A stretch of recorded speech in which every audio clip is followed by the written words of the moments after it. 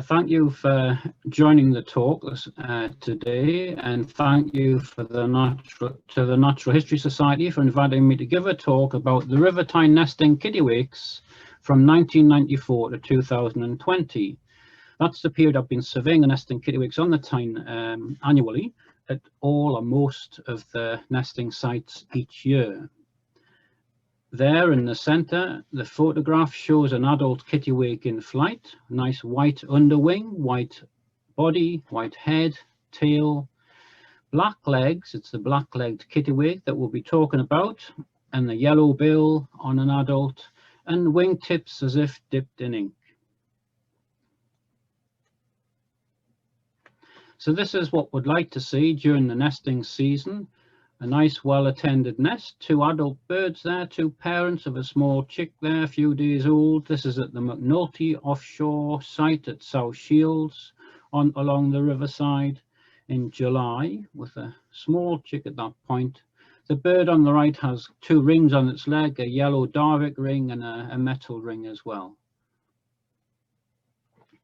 A map here showing various other nesting sites in northeast England, from the north of Northumberland down to Teesside, with the River Tyne running through as number 8 in the middle in Tyne and Weir.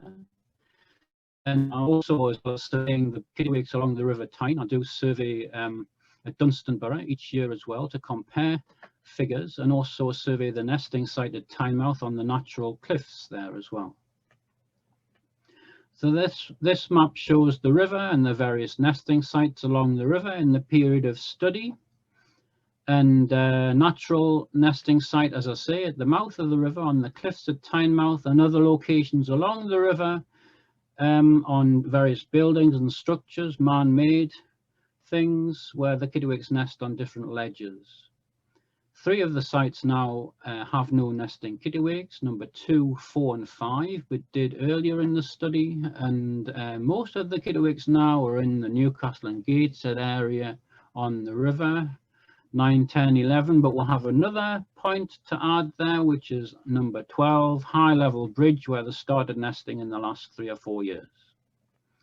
10 years ago, I had a paper published in the Seabird Journal about which discussed 16 years of my data on the River Tyne, and now we've got another 11 years or so to add to that data set. So perhaps in a year I'll send another paper to the Seabird Journal to include another 11 or 12 seasons of information.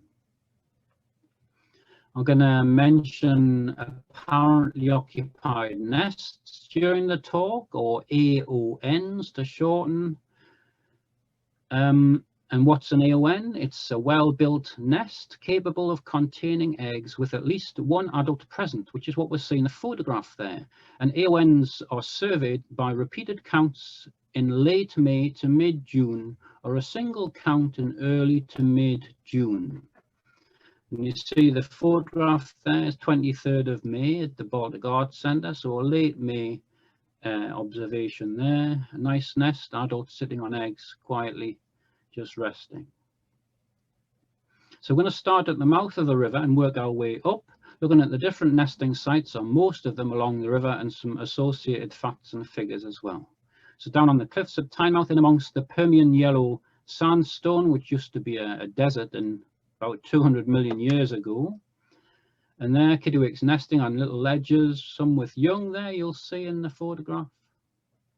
And one of the sections of cliff there at Tynemouth, to the left of the picture, would be the pier. I have to go onto the shore to survey here. I need a good dry day, nice low tide, to get along the rocks there so I don't slip.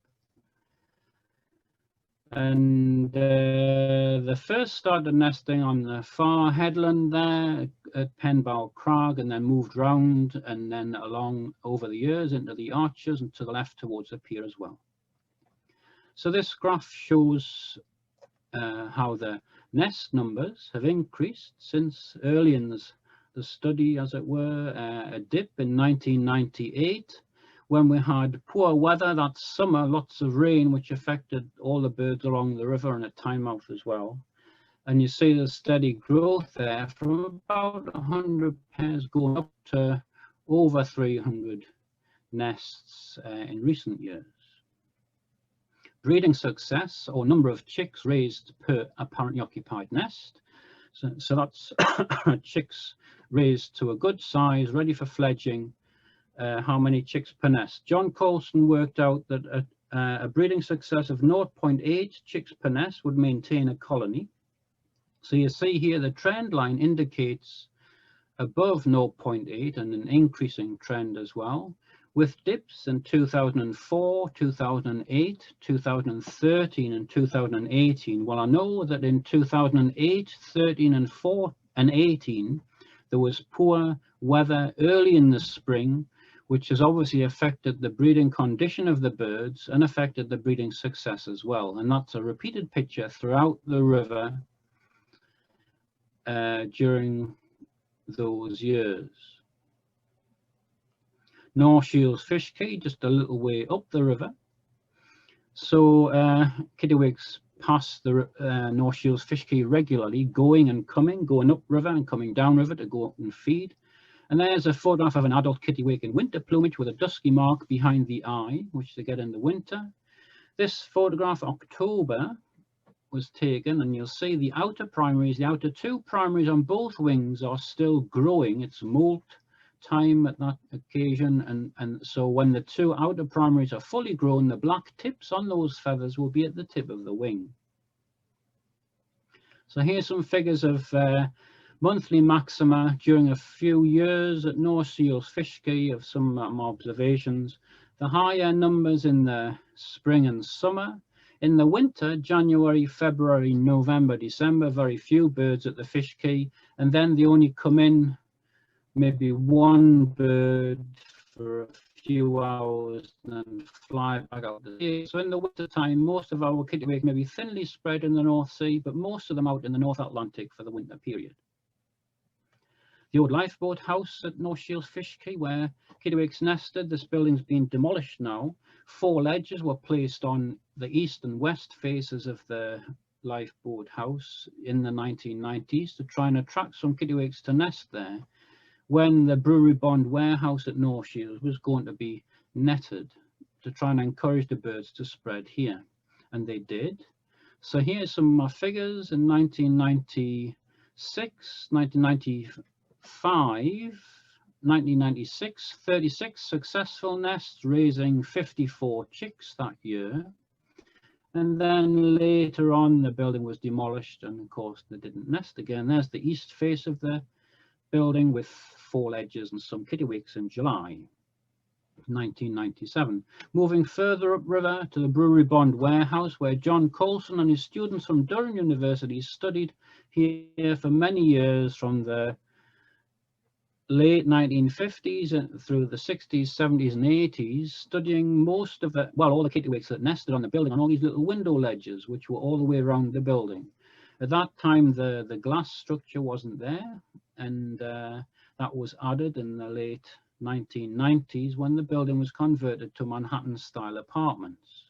So John and his students were able to get into the building and catch the kittiwakes at the nest, the adults and the young, and ring and weigh and measure them and so on, release the kittiwakes again and study them from year to year as they came back and John learnt a lot about their breeding behavior and ecology at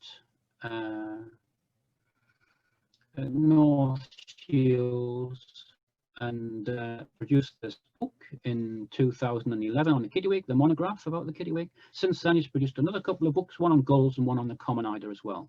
So he first saw Kittiwakes nesting there in 1949, and he still lives near Durham City and still interested, of course, and involved with gulls and Kittiwake. So there's the Brewery Bond warehouse from a different angle. You see all the little windows around the building, but they can no longer nest on those window ledges because they've been angled so the Kittiwakes cannot get onto them. But there's a building just to the left there, the Ferry Mews building, where they still nest. A few pairs hang on there from that colony and nest there. So there's netted in early 2000s when they were converting it to a Manhattan style apartments. There's Ferry Mews building next door to the Brewery Bond warehouse, where a few pairs hang on. 13 nests this year, 2000, and shown in the photograph, 2018. This year there was a breeding success of 1.23 chicks per nest on the Brewery Bond warehouse. Quite a high productivity. There must be quite an experienced set of Kittiwakes that nest there. But quite often in the winter, the building owner puts deterrents up there to try and scare them off. But they come back determinedly each year to try and build their nests again. Further upriver at South Shields, on the McNulty offshore yard beside Tyne Dock, that's redheads landing in the foreground there. Birds have nested there since the late 1990s. This building was an engineering workshop where they nested on window ledges again, and also on the face round the corner on the left. And it was a lovely sight to go and observe the Kittiwakes at, nesting on the window ledges. There you see the different heights of the nests, because of course the Kittiwake nests on the Tyne don't get washed away like they might do in the winter on cliffs at the coast in storms. So when the birds come back the following season, if the nest is still there, they'll add some fresh material to it and it'll get a bit higher. Then 2013, early that year, when I went to survey at McNulty, I saw these black wooden panels at the base of some of the windows and wondered what was going on, because that obviously would stop the Kittiwakes nesting there. So I got in touch with Port of Tyne, who owned the site at that time, to see what was going on, and we had a meeting. And they had decided that the building was in a poor state of repair and they wanted to demolish it and deter the birds from nesting there. So with discussions, they then brought into play this structure on their site beside the river there, and they converted it to add ledges to the top for the Kittiwakes maybe to transfer to it, a nest on these ledges at the top. There was 4 faces. The structure was put there in 2014. It was there 6 years, but the Kittiwakes never actually took to it and didn't nest there. And last winter the structure was dismantled. I'm not sure if they intend putting it back up again. So early in 2014, I gathered some very fine silky mud from the River Don on a tributary of the Tyne, some coarser sand near the mouth of the river, mixed it with hay and cement and water to make some decoy nests to place on some of the ledges on the tower to try and attract the Kittiwakes to nest, but it didn't help in attracting the Kittiwakes to the structure.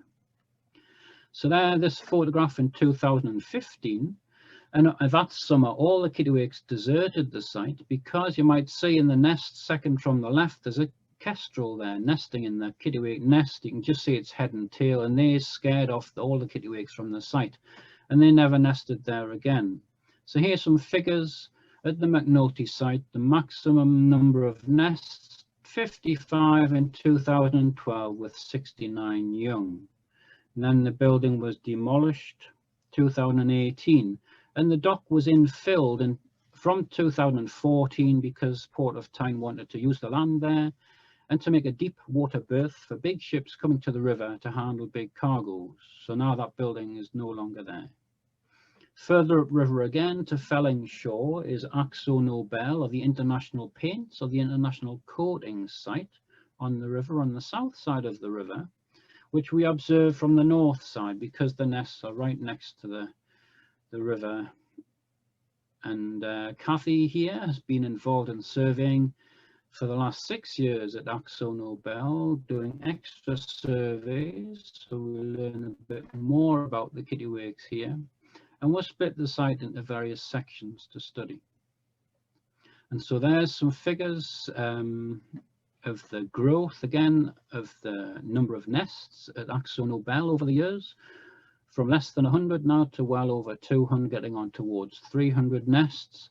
There were 3 long ledges there which were taken away in 2008, and that reduced the numbers a bit, and subsequently they started increasing again.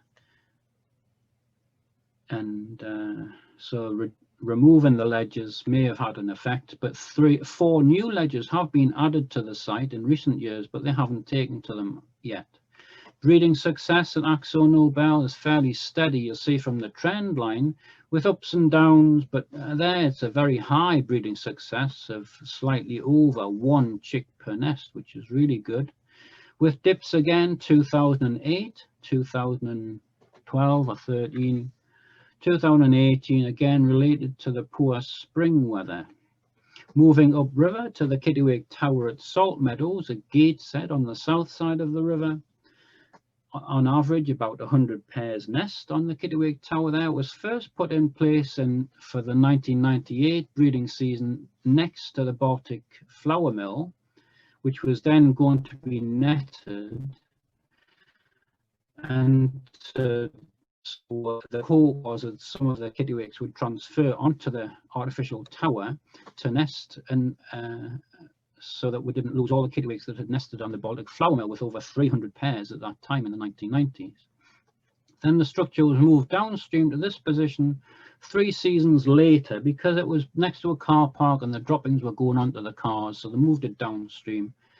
Opposite there you can see Spiller's building, which has been demolished subsequently. So there's 3 faces on the tower. It's a triangular structure, has 8 ledges on each face, and the most popular sides to nest on are the northeast and the northwest faces, with fewer on the south face. Figures, so on average it's about 100 nests each year, with ups and downs on there. And then breeding success, it's actually about the lowest breeding success on the river at the tower due to disturbance because of where it is, and we'll get disturbance from crows and also from passing people, and I think on purpose from people as well at times, maybe when it's quiet, or found stones on ledges, and I think people might occasionally take pot shots at them as well. 2013 the whole site was deserted due to crow disturbance, and then they came back again and has nested happily since then. So the Kittiwake Tower is 60 meters in height, installed ready for the 1998 breeding season next to the Baltic. Now moved to Salt Meadows, and it's called a local nature reserve. 1 nestling raised there in 2006 was subsequently found breeding in France at Boulogne. There's the tower from the north side of the river. The vegetation there round about, you can see the trees and bushes, a lot of that's been cleared away since 2013 due to the crow predation, because the crows would rest in the trees and bushes and go onto the ledges and walk from nest to nest and cause disturbance and take the eggs and so on. But now the Kittiwakes, even though the crows have come back, the Kittiwakes seem better handled to chase off the crows, and are doing quite nicely at the moment. Moving upstream to the Baltic Arts Centre, the Baltic Flour Mills as it then was in the 1990s, it had the most Kittiwakes nesting there at the time in the 1990s, over 300 nests at the time. So here's a little bit of information. In 1964, the first 3 nests on the Baltic flour mill, increasing to 35 pairs by 1970. And then in the 1990s, John Coulson surveyed 310 nests at the Baltic in 1996. So eventually the netting on the Baltic was removed to allow when it was converted into an arts centre. But of course the Kittiwakes didn't move straight back onto the structure to start nesting again, because it took them time. It always takes time to build up and be aware and start to recover the sites again. So there in 2002, no nests on the Kittiwake, on the Baltic flour mill. But there 2009, so when they returned to the Baltic, they first nested at the left-hand end, the eastern end of that main nesting ledge on the north face, and over the years has spread slowly along that ledge till now they cover that ledge. Now they started nesting on this upper ledge, and again are working their way from east to west on that ledge, and are moving on to little windows above around the corner on the east face. They're 2018, they're right along the lower ledge under the lettering, and are moving steadily along the upper ledge as well. So there's the growth shown since the Kittiwakes returned to nest at the Baltic, from 0, as it were, up to about 170 nests this year. And working on the fact that our survey recorded 245 successful nests in 1995, based on the failure rate in later years, I worked out that maybe there would have been about 307 apparently occupied nests in 1995, which compares nicely with John's 310 nests in 1996 that he recorded. Breeding success at the Baltic saw a slight increase, all above, well, the trend line's above 0.8 chicks per nest, and increasing. Probably a well-experienced set of birds there now who nest there and come each year. Again, we see dips, 2008, 2013, 2018, especially, which due to poor spring weather in those years, early in the spring, gave maybe poor body condition to the Kittiwakes, so they fared worse in those years. Some earlier data for the Baltic.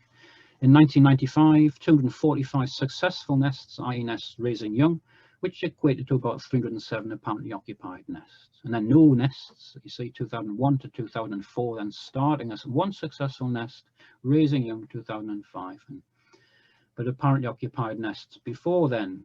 So chicks do fall from nests during the nesting season. At the Baltic, it's quite a long way to fall, and they often die from their injuries quite quickly, though some survive. So I've collected a number of Kittiwakes from there, and there's 2 that didn't survive, which were taxidermy was carried out, and I used them on talks I gave just to show people. Leanne worked at the Baltic. She was on security and collected some young that fell and that survived, and I would go along and collect them from Leanne and take them to Pause for Thought at North Hilton on the River Weir, where they looked after the birds to release later when they were ready. There's the long nesting ledge under the lettering on the north face at the Baltic, the camera at the far end. During the nesting season, it's alive, the camera, 24 hours a day, and you can see pictures of the Kittiwakes nesting there throughout the night if you want to, and the daytime as well. So there, the Baltic, that's what we want to see, young chicks coming through early June. So the first chicks start to appear in around about the 1st of June on the river in recent years. Then early August here, 2 chicks ready to fledge here, the nest well trampled, as you can see. Moving upriver again now to the Tyne Bridge. So this is from the north side of the river. So on the left of the photo is the north abutment, on the right in the distance is the south abutment, and in between you've got the bridge structure or the girders. North abutment shown here in 2003, so various Kittiwakes present at that time, as you can see. Of course, you're all probably aware of the concerns by certain businesses and so on at Newcastle Quayside, especially about the dirt, noise and smell causing problems. So the Newcastle City Council come along and clean up the pavements as best they can on a regular basis early in the morning. And paper here by Chris Redfern, Richard Bevan, about the Kittiwakes. They loggers on some of the Kittiwakes nesting on the Tyne Bridge a few years ago to see where they were going to feed, and they go downriver out to sea to feed. Some went to the east and others went to the north towards the Farne Islands and then back to the river to feed young or to swap over with their mate at the nest. And so this could involve a round trip of about 100 miles on a foraging trip. South abutment here also with nesting Kittiwakes, as you see. And this graph shows the increase in numbers of nests on the north and south abutments of the Tyne Bridge. Steady rise, growing first on the north abutment. First nests there in 1996, which were unsuccessful at first, so a zero productivity at first, and then increasing. And so then eventually some birds moved across to the south abutment and started to nest there. And the numbers, there's still room for growth on the south abutment, but there's not many ledges left for them to move on to on the north side. I also survey the girders on the Tyne Bridge as well and record them separately. Breeding success, an increasing picture from the trend line, but you see again dips in 2004. That seems to be a regular one. Maybe there was poor weather then, I'll have to check. 2008, 13 and 18, again the same picture, dips then related to the poor weather in the early spring. The Guildhall, a listed building just to the west of the Tyne Bridge at Newcastle Quayside. Some numbers there at the Guildhall. Maximum number of nests in 2017, 72 nests, apparently occupied nests in that year, with a good breeding productivity of 1.29 chicks per nest, but then decreased because measures were taken to deter the birds from nesting there, with netting and spikes put up, because the council were concerned it's a listed building. They wanted to retain the structure of the building as a nice city feature. So some of the netting on the Guildhall and also on other buildings at Newcastle Quayside did create some problems for the Kittiwakes, especially in 2018. It was particularly this netting, the angled netting at the top here of the buildings where there's a ledge, that caused the problem of some birds getting entangled in the netting where maybe it had been poorly maintained, and also birds getting through the netting and not being able to get back out again, maybe as small chicks. So we had some issues there, 2018. And subsequently this problem netting at the top has been cleared mostly, and other deterrent measures put in place. So the birds come back to the river from late February, and numbers build up throughout March, and they start to pair up, and then eventually start to nest build and lay eggs.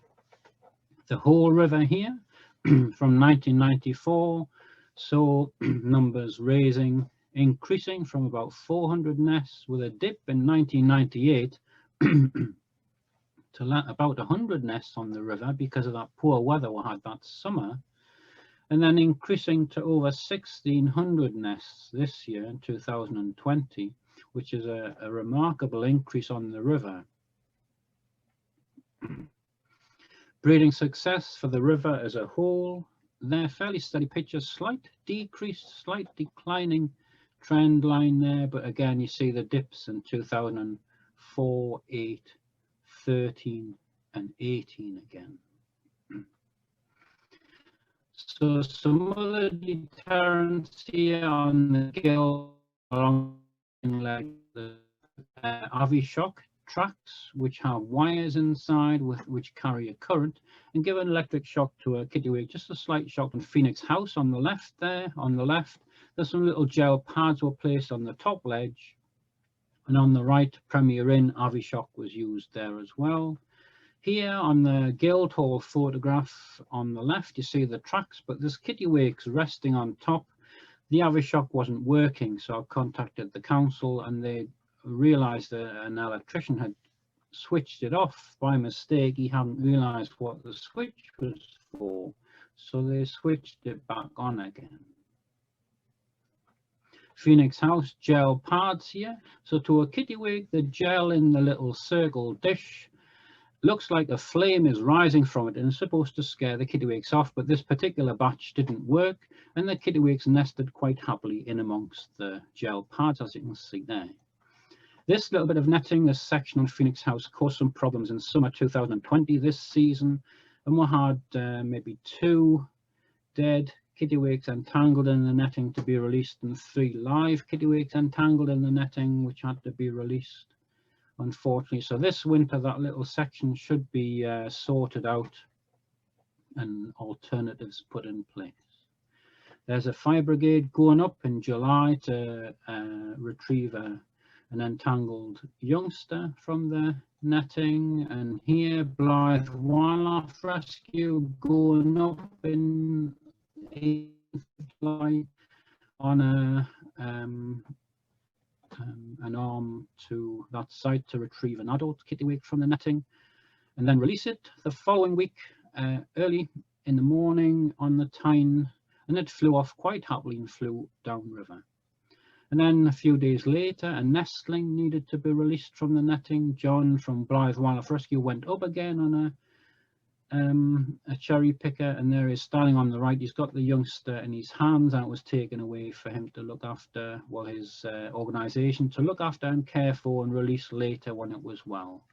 Newcastle Quayside, round the buildings there, you'll see some interesting nesting sites, and 3 pairs have nested on 3 different lamp standards the last couple of seasons, and they have raised some young there as well. So it's lovely to spend time around Newcastle Gateshead quaysides and to see the birds in flight, to observe the nests, the young, hear the calling and smell the seabird city smells as well. So I do also survey at Dunstanburgh by the castle there up the coast, the Northumberland coast each year. It's a lovely place to go to. And on average between 300 and 400 nests along that section of cliffs there, and also in Queen Margaret's Cove just round the corner inside the castle grounds. And breeding success here is a slight increasing picture from early years to more recent years, and so they're doing quite nicely there. And there, so in conclusion, I'd just like to say that the global population of kittiwakes were estimated about 9 million adults, and about a similar number likely of immature birds as well. And that was published about 10 years ago, and said to be the most numerous gull in the world because of those numbers. But now the kittiwake is listed as a red listed bird, as a threatened species, and now evaluated as vulnerable, because the global population has declined by about 40% in the 40 years since 1970. A national survey is underway at the moment, and then we'll see how the British population is faring since the last national survey about 20 years ago. But on the Tyne, as we've seen from this talk, the kittiwakes are holding their own, and in fact it's an increasing picture, and they have strong productivity, strong breeding success, maybe due to a good source of food offshore here for them, maybe better safety for them along the river, maybe, you know, less inclined to the poor weather from the sea, more sheltered, and maybe in recent years we've had somewhat better weather conditions as well. So to conclude the talk, thank you very much for listening. I've just got 1 or 2 slides which indicate some further information about the Kittiwake Partnership. You'll find some information about it on the Natural History website. The Kittiwake Partnership also has a Facebook page account and a Twitter account as well. And I mentioned about the Baltic camera. And then some reading matter if you want to go a little bit further. There's lots of other things you can look into as well. And also, just to finish, a list of sort of organisations involved in the Tyne Kittiwake Partnership. So that concludes my talk. So thank you very much for listening, and thanks to the Natural History Society for inviting me to give the talk. Thank you very much.